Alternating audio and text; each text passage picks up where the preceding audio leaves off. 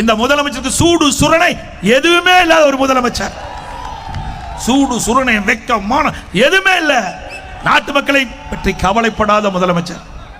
உண்மையிலேயே நாட்டு மக்களை பற்றி கவலைப்பட்டிருந்தால், நாட்டில் நிலவுகின்ற பிரச்சனை இந்த முதலமைச்சர் சிந்தித்து பார்த்திருந்தால், தமிழகத்தில் சட்ட ஒழுங்கு சீரழிந்து கொடுக்கிறது, இதை நிலைநாட்ட வேண்டும் என்று எண்ணி இருந்தால் நிரந்தர சட்ட ஒழுங்கு டிஜிபி நியமிக்கப்பட்டிருக்கலாம். இதுவரைக்கும் நியமிக்கவில்லை. இதற்கு என்ன காரணம்? இந்த திராவிட முன்னேற்ற கழக அரசு அவர்கள் அனுப்பிய அந்த பட்டியலில் இருந்துதான் யுபிஎஸ்சி அதிலே 3 பேர் தேர்ந்தெடுக்கப்பட்டு இந்த மாநில அரசுக்கு அனுப்பி இருக்கிறது.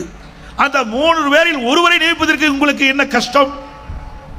ஏனென்றால் 3 பேரில் ஒருவர் கூட இவர்களுக்கு சாதகமாக இல்லை என்று இருக்கின்ற காரணத்தினால், அவர்கள் நேர்மையாக செயல்படக்கூடியவர்களாக இருக்கின்ற காரணத்தினால் இவர்கள் நியமிக்கப்பட்டால் தங்களுடைய கட்டுப்பாட்டில் இருக்க மாட்டார்கள், சுயமாக சிந்திப்பார்கள், சுயமாக நடவடிக்கை எடுக்கப்படுவார்கள். அதனால் நம்முடைய ஆட்சிக்கு ஆபத்து ஏற்பட்டு என்ற ஒரே காரணத்திற்காக இன்று வரை அந்த பட்டியலில் இடம்பெற்றிருக்கின்ற 3 டிஜிபிகள் ஒருவரை நியமிக்காத காரணம்.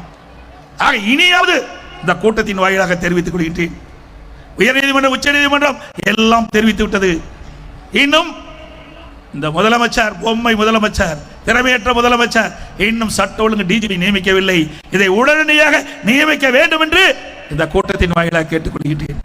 நீங்கள் உண்மையிலேயே நாட்டு மக்களை காப்பாற்ற வேண்டும், நாட்டுக்கு நல்லது செய்ய வேண்டும் அப்படி என்ற எண்ணம் உங்கள் மனதிலே இருந்தால் உடனடியாக யுபிஎஸ்சி தேர்வு செய்யப்பட்ட அந்த 3 பேர் கொண்ட டிஜிபி பட்டியலில் ஒருவரை சட்ட ஒழுங்கு டிஜிபியாக நியமிக்க வேண்டும் என்று கேட்டுக்கொள்கிறேன்.